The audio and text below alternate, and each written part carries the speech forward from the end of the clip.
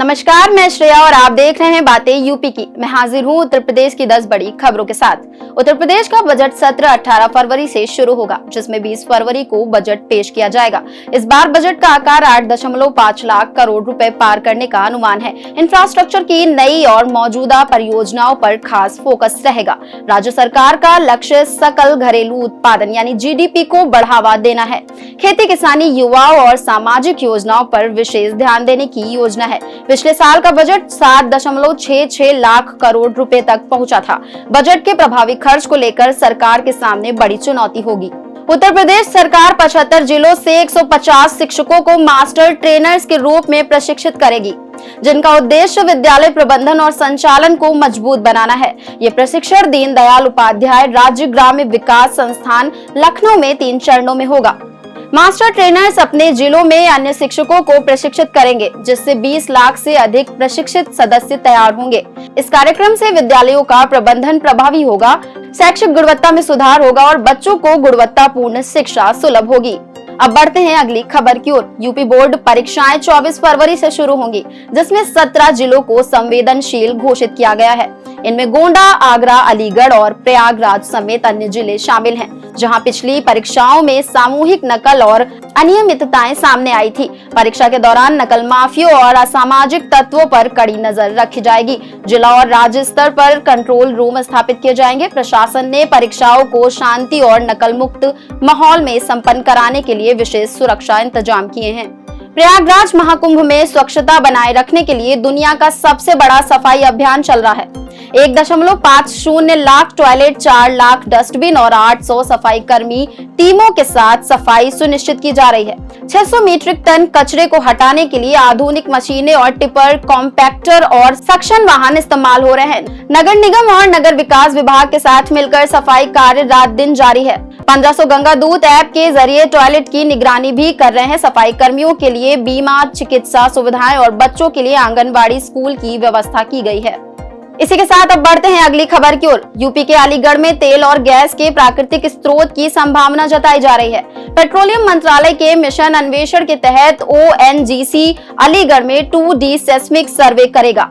ये सर्वे गंगा पंजाब बेसिन में होगा, जिसमें भूकंपीय डेटा से पृथ्वी की उपसतह की छवि बनाई जाएगी। 2018 में अलीगढ़ के अतरौली क्षेत्र में पहले भी सर्वे किया जा चुका था, जिसमें तेल गैस के संकेत मिले थे। अब ओएनजीसी द्वारा नई कंपनी अल्फाजियो लिमिटेड को सर्वे के लिए नियुक्त किया गया है।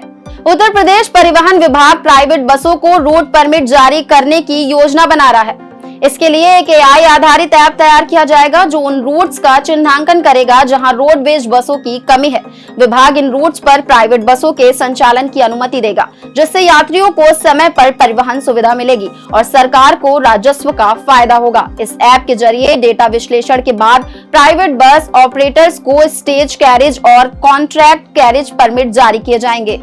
प्रयागराज महाकुंभ में आज यानी शुक्रवार को इस्कॉन शिविर में आग लग गई, जो इस मेले की तीसरी बड़ी आग की घटना थी। आग के कारण कई कॉटेज जलकर राख हो गए, लेकिन राहत की बात ये रही कि कोई जनहानि नहीं हुई।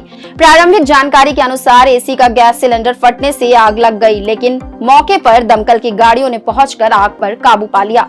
इससे पहले गीता प्रेस गोरखपुर के शिविर में भी आग लगी थी। इस बीच महाकुंभ में अब तक 40.16 करोड़ श्रद्धालु संगम में स्नान कर चुके हैं। अब बढ़ते हैं अगली खबर की ओर। वाराणसी के रामनगर आवासीय योजना के बेहतर विकास के लिए VDA अब IIT BHU से तकनीकी मदद लेगा। गंगा नदी में प्रदूषण रोकने के लिए सोक पिट बनाने की योजना बनाई गई है, ताकि 400 भवनों का सीवेज सीधे गंगा में न बह सके। इस कदम से गंगा में प्रदूषण कम करने में मदद मिलेगी। NGT के निर्देशों के बाद सीवेज की सैंपलिंग की गई थी और अब IIT BHU विशेषज्ञ कार्यस्थल का निरीक्षण करेंगे, जिसके आधार पर आगे की कार्य योजना बनाई जाएगी। इलाहाबाद हाई कोर्ट ने जिला अधिवक्ता संघ के चुनाव 29 मार्च को कराने का आदेश दिया है। कोर्ट ने वरिष्ठ अधिवक्ताओं को निष्पक्ष चुनाव के लिए ऑब्जर्वर नियुक्त किया है। इसके अलावा निवर्तमान कार्यकारिणी को चुनाव प्रक्रिया में किसी भी तरह का हस्तक्षेप करने से रोका गया है। पुलिस कमिश्नर को चुनाव के दौरान सुरक्षा व्यवस्था सुनिश्चित करने के लिए पुलिस बल तैनात करने का निर्देश दिया गया है। कोर्ट ने चुनाव प्रचार में किसी भी प्रकार की सामग्री जैसे पोस्टर, बैनर और हैंडबिल का उपयोग कोर्ट परिसर में प्रतिबंधित कर दिया है। चुनाव प्रतिक्रिया को हाई कोर्ट द्वारा तय गाइडलाइनों के तहत संपन्न कराया जाएगा। अब चलते चलते एक नजर डाल लेते हैं उत्तर प्रदेश के मौसम की ओर। पश्चिमी विक्षोभ के असर के बाद उत्तर प्रदेश में पश्चिमी हवाओं की रफ्तार 20 से 30 किलोमीटर प्रति घंटा तक पहुंच गई है, जिससे अधिकतम और न्यूनतम तापमान में कमी आई है। लखनऊ समेत अन्य इलाकों में सुबह शाम हल्की धुंध और ठंडक का एहसास हो रहा है। गुरुवार को अधिकतम तापमान 26 डिग्री सेल्सियस और न्यूनतम तापमान 10 डिग्री सेल्सियस दर्ज किया गया। इटावा 6.5 डिग्री सेल्सियस तापमान के साथ सबसे ठंडा रहा। मौसम विभाग के मुताबिक अगले 2 दिन तक हवाओं की रफ्तार जारी रहेगी, लेकिन तापमान में ज्यादा बदलाव नहीं होगा। तो ये थी दिन भर की 10 बड़ी खबरें। ऐसी ही खबरों को देखने के लिए देखते रहें और करते रहें बातें यूपी की। धन्यवाद।